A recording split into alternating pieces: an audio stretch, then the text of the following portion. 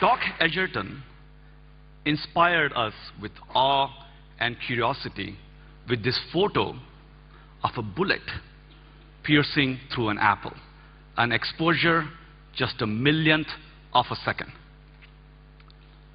But now, 50 years later, we can go a million times faster and see the world not at a million or a billion, but 1 trillion frames per second. I present you a new type of photography, femtophotography, a new imaging technique so fast that you can create slow motion videos of light in motion. And with that, we can create cameras that can look around corners beyond line of sight or see inside our body without an X-ray, and really challenge what we mean by a camera. Now, if I take a laser pointer and turn it on and off in 1 trillionth of a second, which is several femtoseconds, I'll create a packet of photons barely a millimeter wide. And that packet of photons, that bullet, will travel at the speed of light, and again 1 million times faster than an ordinary bullet. Now, if you take that bullet and take this packet of photons and fire into this bottle, how will those photons shatter into this bottle? How does light look in slow motion?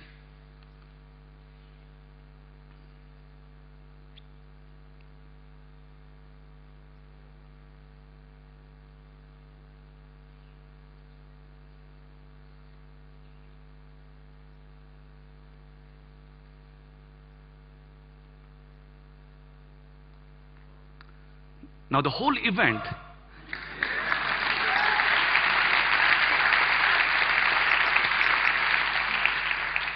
now remember, the whole event is effectively taking place in less than a nanosecond. That's how much time it takes for light to travel. But I'm slowing down in this video by a factor of 10 billion so you can see the light in motion. But Coca-Cola did not sponsor this research. Now, there's a lot going on in this movie, so let me break this down and show you what's going on. So the pulse enters the bottle, our bullet, with a packet of photons. They start traveling through, and they start scattering inside. Some of the light leaks, goes on the table, and you start seeing these ripples of waves. Many of the photons eventually reach the cap, and then they explode in various directions. As you can see, there's a bubble of air and it's bouncing around inside. Meanwhile, the ripples are traveling on the table. And because of the reflections at the top, you'll see at the back of the bottle, after several frames, the reflections are focused. Now, if you take an ordinary bullet and let it go the same distance and slow down the video, again by a factor of 10 billion, do you know how long you'll have to sit here to watch that movie? A day, a week, actually a whole year. It'll be a very boring movie of a slow, ordinary bullet in motion. And what about some still life photography?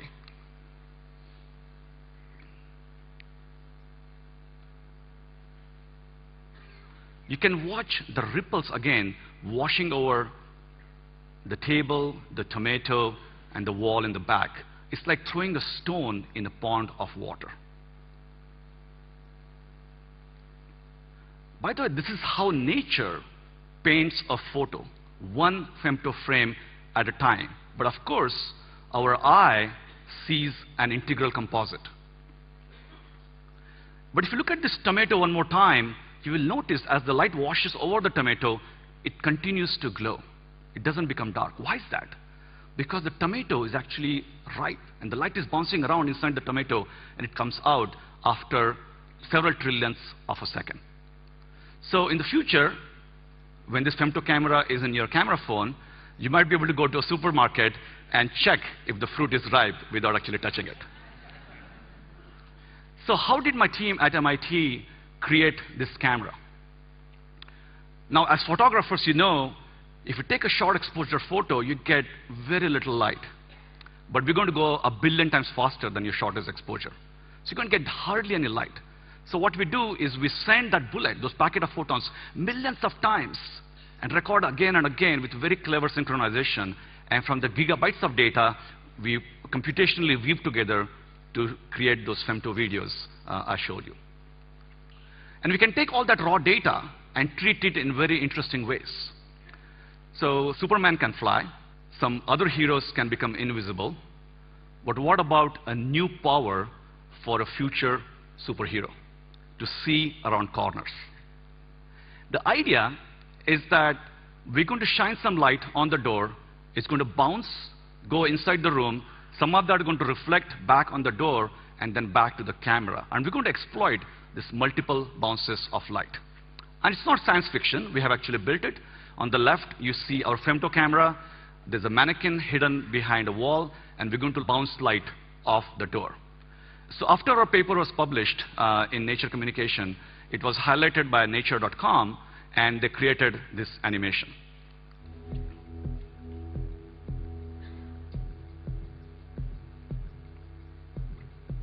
We're going to fire those bullets of light, and they're going to hit this wall. And because of the packet of the photons, they will scatter in all the directions, and some of them will reach our hidden mannequin, which in turn will again scatter that light. And again, in turn, the door will reflect some of that scattered light. And a tiny fraction of the photons will actually come back to the camera, but most interestingly, they will all arrive at a slightly different time slot.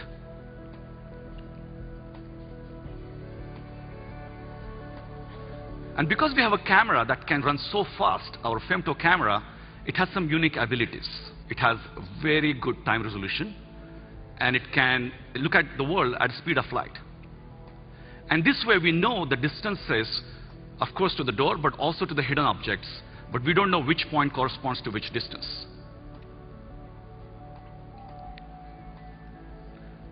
By shining one laser, we can record one raw photo, which you look on the screen doesn't really make any sense. But then we're going to take a lot of such pictures, dozens of such pictures, put them together, and try to analyze the multiple bounces of light. And from that, can we see the hidden object? Can we see it in full 3D?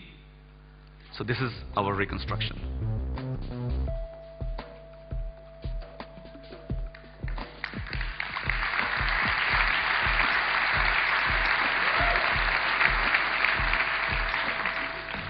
Now we have some ways to go before we take this outside the lab on the road, but in the future, we could create cars that avoid collision with what's around the bend. Or we can look for survivors in hazardous conditions by looking at light reflected through open windows. Or we can build endoscopes that can see deep inside the body around occluders, and also for cardioscopes. But of course, because of tissue and blood, this is quite challenging. So this is really a call for scientists to start thinking about femtophotography as really a new imaging modality to solve next generation of health imaging problems. Now, like Doc Edgerton, a scientist himself, science became art, an art of ultra-fast photography. And I realized that all the gigabytes of data that we're collecting every time is not just for scientific imaging, but we can also do a new form of computational photography with time-lapse and color coding. And when you look at those ripples, remember, the time between each of those ripples is only a few trillionth of a second. But there's also something funny going on here. When you look at the ripples under the cap, the ripples are moving away from us. The ripple should be moving towards us. What's going on here? It turns out, because we're recording nearly at the speed of light, we have strange effects. And Einstein would have loved to see this picture. The order at which events take place in the world appear in the camera with sometimes reversed order. So by applying the corresponding space and time warp, we can correct for this distortion.